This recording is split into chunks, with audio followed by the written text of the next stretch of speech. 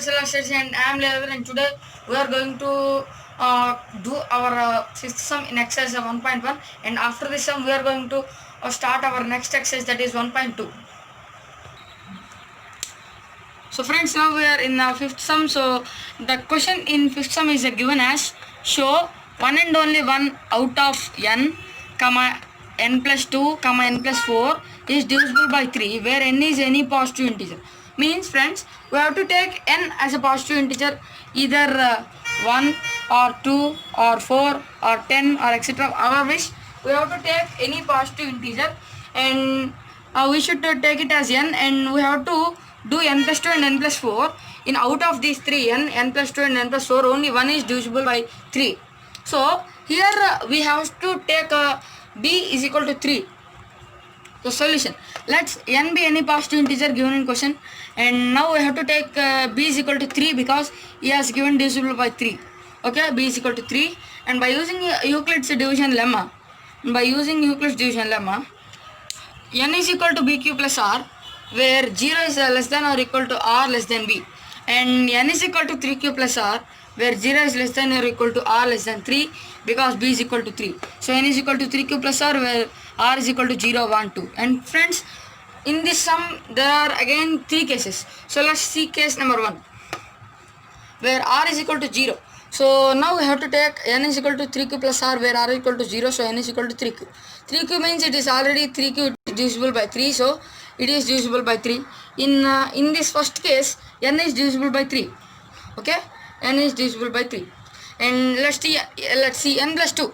n plus 2 is 3q plus 2. It is 3 of q plus 2, 3p plus 2. It is not divisible by 3 because the remainder is 2. So the remainder 2 cannot be divisible by 3 exactly.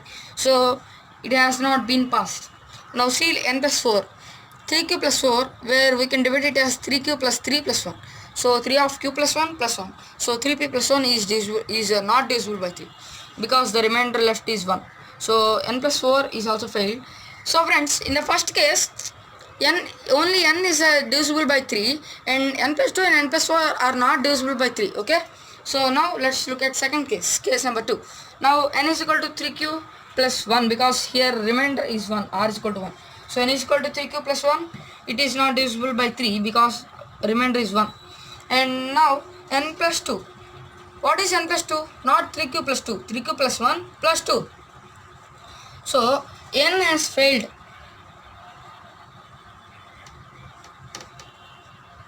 Okay, n plus 2. n plus 2 is equal to 3q plus 1 plus 2. So 3q plus 1 plus 2 is equal to 3q plus 3, which is divisible by 3 because 3 of q plus 1 is 3p. So it is exactly divisible by 3. So n plus 2 has passed. Now let's see it, n plus 4. n plus 4 is equal to 3q plus 1 plus 4 is equal to 3q plus, we are changing this 1 plus 4 as 3 plus 2 because total number is 5. So 3q plus 3 plus 2 is equal to 3 of q plus 1 plus 2, and 3p plus 2 is not divisible by 3 because the remainder is 2. So n plus 4 is also failed. So friends, now in case 2 we can see, so friends, in case 2, n as not divisible by 3 and n plus 2 is divisible by 3 and n plus 4 is not divisible by 3. So finally, in out of n and n plus 2 and n plus 4, only one is divisible by 3 in case 2 also, as like case 1. Now let's see case 3. So friends, here we can see case 3, where remainder is 2, r is equal to 2, and n is equal to 3q plus 2, where it is not divisible by 3 because the again remainder is 2. Now if we do, so n is failed in divisible by 3. So let's see at n plus 2. What is n plus 2? 3q plus 2 plus 2 is equal to 3q. We have changed this 2 plus 2 is equal to 3 plus 1. Both are 4 only, no? So by taking common, 3 of q plus 1 plus 1, and 3p plus 1 is not divisible because its remainder is 1. So n plus 2 is also failed. Now let's see at n plus 4. So 3q plus 2 plus 4 is equal to 3q plus 6 is directly exactly positively divisible by 3 because 3 of q plus 2. So 3p is divisible by 3. So finally n plus 4 has passed. So friends, in case 3 also, out of n and n plus 2 and n plus 4, only n plus 4 is a passed, is a divisible by 3. So friends, like this, in any positive integer, if we take a n as a positive integer. If we do n and n plus 2 and n plus 4, only one out of those is divisible by 3 exactly. So friends, now we are going to start exercise 1.5. So before going to start exercise 1.5, we should know about logarithms. So we have to give I am giving small introduction about logarithms. So logarithms are, what are logarithms, how logarithms are used. So all those small information I am going to give. So please look carefully. So friends, logarithms means these are ones which are used for some sort of calculations in business, science, engineering, economics, etc. So friends, by using logarithms we can make large calculations into smaller ones. As in biology, saliva breaks down large fat molecules into simpler ones. But like that only, by using the logarithms, with the help of logarithms, we can change lot of larger complex calculations into smaller ones, simpler ones. So let's see. So friends, logarithms are defined as the sort of calculations used in business, science, engineering, economics, etc. So we define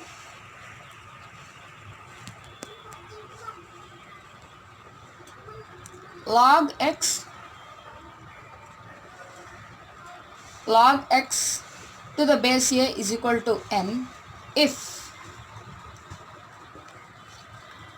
a power n is equals to x. So friends, where a comma x are integers, where a and x are integers,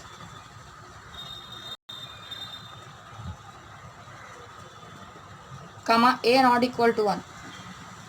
So friends, we define log x to the base a is equal to n if a power n is equal to x, where a and x are integers, where and a is not equal to 1. Because so friends here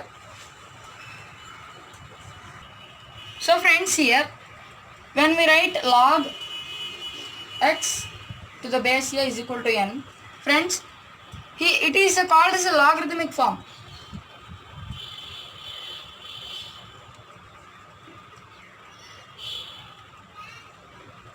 Logarithmic form. And when we change this logarithmic form into exponential form, it becomes a power n is equal to x. So friends, every student, maximum 90% of the students confuse at this point only. So when we change the logarithmic form into exponential form, this number comes into here and this number goes into there. So like that they will interchange numbers. So a power, we know in exponential form it is called as a power n is equal to x. It is called as exponential form.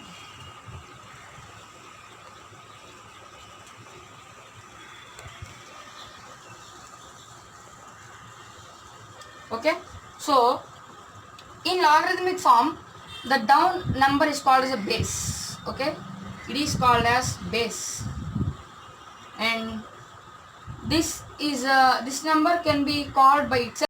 So we will call it as x only, and the down number is called as base, and only these two are interchangeable numbers while changing into logarithmic form into exponential form.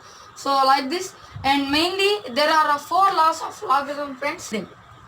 Number 1, it is log AB to the base n is equal to log A to the base n plus log B to the base n. Friends, it is when the logarithmic form is in a multiplication, we have to change it in plus in logarithmic form only, but it should not be written as log A to the base n into log B to the base n. So friends, it is false. It is false. We should not write it. It is only the correct one. Okay. A by B to the base n. So friends, in division form, the number which is in numerator will become first log A to the base n and minus log B to the base n. Okay. So this is the second law of logarithms. Now let's go to the third law. Okay. So the third law states that log a power m to the base n is equal to m log a to the base n. Friends, this is the third law of logarithms. So friends, let's see the fourth law of logarithms. It is very important one. So a to the power of log n to the base a is equal to n. So friends, here we have to see it is any whole number or integer or any real number, and the same number is applied as the base in the power of logarithm, and so then the number comes as this n. Okay, so there is another proof also for this. I will explain in another sessions. So these are the four laws of logarithms, and these are the basics of logarithms. So once you look at the full board, that's it. So friends, like this, this is a basic intro for exercise 1.5. So friends, like this we have completed the introduction for logarithms. In the next session we are going to start our exercise 1.5. So don't miss the session, it is going to be very interesting. Bye.